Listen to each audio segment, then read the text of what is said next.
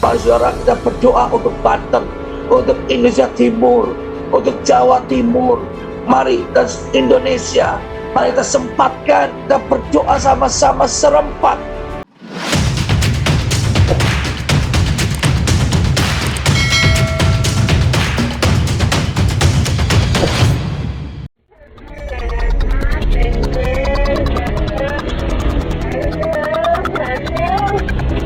Ini baru awal. Ini baru awal. Ya. Jadi persiapkan aja. Persiapkan segala sesuatu dengan baik. Tuhan, katakan amin. Saudara, ada lagi kesaksian. Kemarin waktu saya melayani bersama Bapak Hamonangan, boleh Pak Hamonangan yang kesaksian sendiri, Pak? Saya boleh minta Pak Hamonangan yang kesaksian kemarin, apa yang saya katakan, nanti saya akan lanjutkan, Pak. Boleh di-unmute ya. Silakan, Pak. Shalom semuanya. Shalom Pak Thomas, shalom. Ya. Ya. Gimana Pak? Ya, boleh Pak. Kemarin Pak yang waktu saya di rumah orang tua Anda, Pak. Oke, jadi ceritanya kemarin itu saya saya janjian sama Pak Thomas untuk mendoakan ayah saya karena beliau udah mungkin sekitar 8 tahun itu stroke. Lalu pada saat kemarin sore itu hujan, terjadi hujan gitu, tiba-tiba Pak Thomas bilang ini pertanda ini hujan ini bukan hujan biasa, ini ada pertanda bahwa akan ada suatu bencana di suatu provinsi. Saya boleh sebut nggak Pak? Suatu provinsi di Banten gitu. Nah, kenapa Pak kok hujan gini bisa jadi pertanda? Ya Tuhan bilang demikianlah gitu. Jadi seperti itu. Nah, terus saya tanya sama Pak Thomas, boleh nggak saya pasang di Instastory, karena saya tahu gini, saya suka taruh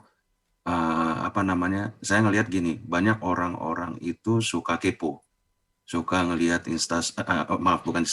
WhatsApp story saya, itu kan pengen tahu apa yang saya lakukan. Nah, saya juga kan nggak berani untuk berkhotbah, menginjili atau sharing tentang firman Tuhan, ya kan. Jadi setiap kali saya ibadah atau apapun, saya taruh di situ ayat-ayat, ya silakan aja kalau mau baca kan, itu ranah pribadi saya kok gitu kan. Nah, jadi saya sempat tanya sama Pak Thomas, boleh nggak ini saya taruh di WhatsApp story? Pak Thomas tadi bilang, jangan, dia bilang gitu. Terus saya bilang, tapi ini orang biasanya ngeliat nih gitu kan. Udah, pokoknya akhirnya saya taruh gitu di WhatsApp story saya gitu. Terus udah berjalan gitu kan, saya pulang dari rumah orang tua saya, di tengah jalan saya hapus karena saya nggak pede, karena saya nggak berani gitu kan. Tapi rupanya ternyata ada karyawan saya satu juga yang udah nge-WhatsApp saya, Bapak di mana gitu kan. Terus kemudian juga udah ada beberapa teman-teman itu yang ngeliat gitu, dan saya screenshot gitu. Tapi kemudian akhirnya saya hapus, tapi paling enggak saya masih punya bukti siapa aja yang ngeliat gitu. Iya kan? Nah udah, saya pikir, nah ini bener apa enggak ini Pak Thomas gitu kan. Udah, tahu-tahu pas saya lagi ibadah seperti ini, mau ibadah ini tadi saya ngeliat ada berita bahwa ada banjir besar sampai ada jembatan rubuh di suatu wilayah di Kecamatan Sajira, di Kabupaten Lebak, Banten. Seperti itu. Ya kaget saya. Saya WhatsApp Pak Thomas. Apa ini yang dimaksud Pak? Itu di mana? Banten. Iya. Terus maksudnya ini atau ini saja atau ini permulaan? Ini suatu rangkaian. Sampai suatu saat nanti yang terbesar itu ada lagi lah ceritanya. Saya mungkin nggak perlu cerita di sini ya. Ya. Jadi kira-kira seperti itulah.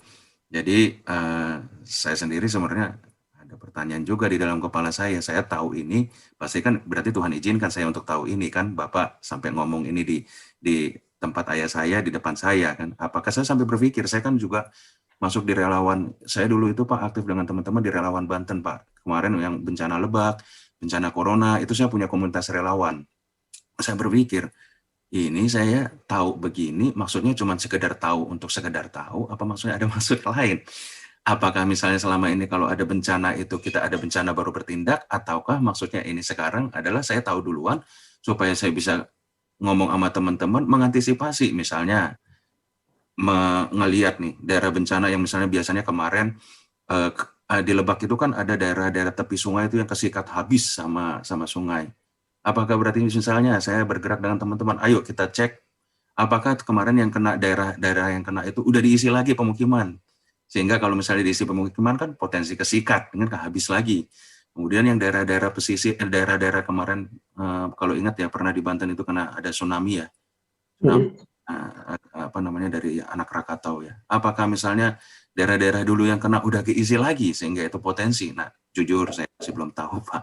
Nggak tahu kalau ada pencerahan juga. Apakah ini artinya saya cuma sekedar tahu untuk memberi kesaksian tentang hal itu selesai sampai situ, ataukah ada suatu tindakan yang harus dilakukan? Gitu. Iya, terima kasih Pak Bonangan dan semua. Memang waktu itu saya berkata demikian, posisinya bukan di Banten, tapi di Jakarta ya. Saya posisi di Jakarta, pas lagi hujan, tiba-tiba Tuhan bilang, ini sebuah awal.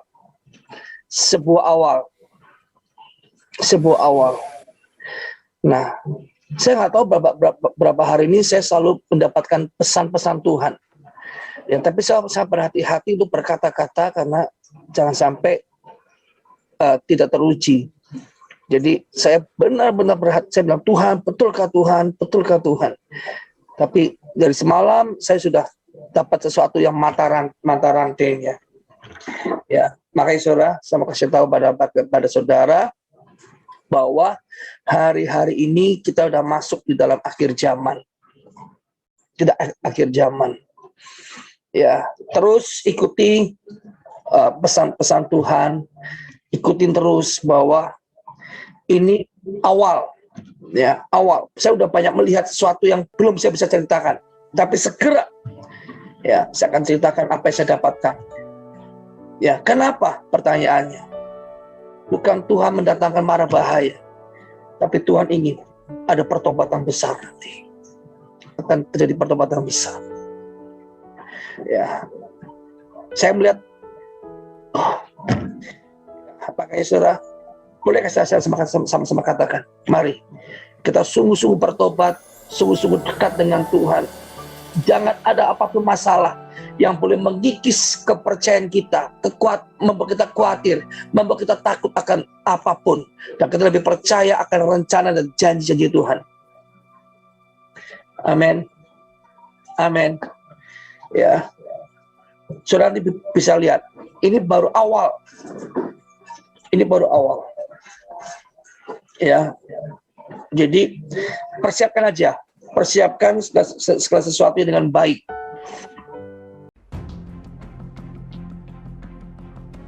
Gempa bumi 2 kali mengguncang Laut Sumur, Kabupaten Pandeglang pada Minggu 23 Mei 2021 pukul 10:48 menit dan pukul 10:50 menit waktu Indonesia Barat.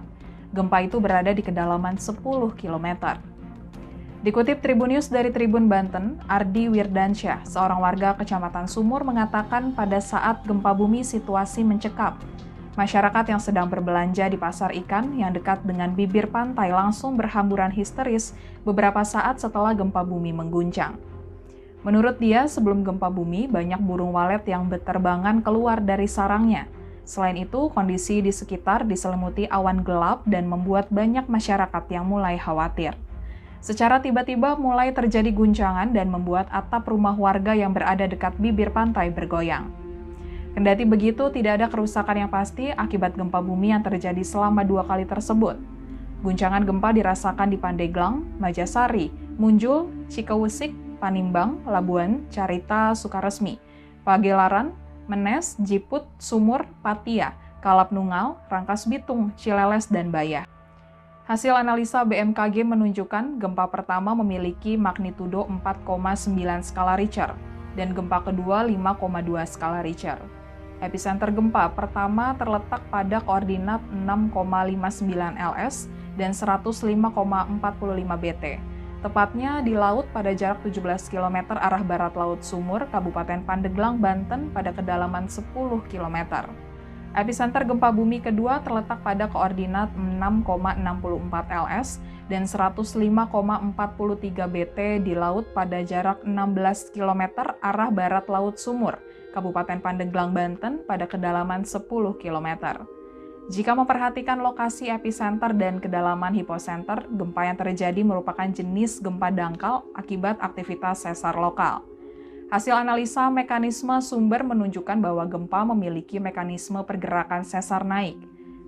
Kepala Seksi Data dan Informasi Badan Meteorologi, Klimatologi, dan Geofisika BMKG kelas 1 Serang Tarjono mengatakan belum ada laporan dampak kerusakan yang ditimbulkan akibat gempa dan hasil pemodelan menunjukkan bahwa gempa ini tidak berpotensi tsunami. Hingga Minggu 23 Mei 2021 pukul 11.40 waktu Indonesia Barat, Tarjono menyebut setelah 2 gempa tersebut, hasil monitoring BMKG menunjukkan adanya 6 kali aktivitas gempa susulan dengan rentang magnitudo 2,8 sampai dengan 4,6. BMKG mengimbau masyarakat agar tetap tenang dan tidak terpengaruh oleh isu yang tidak dapat dipertanggungjawabkan kebenarannya.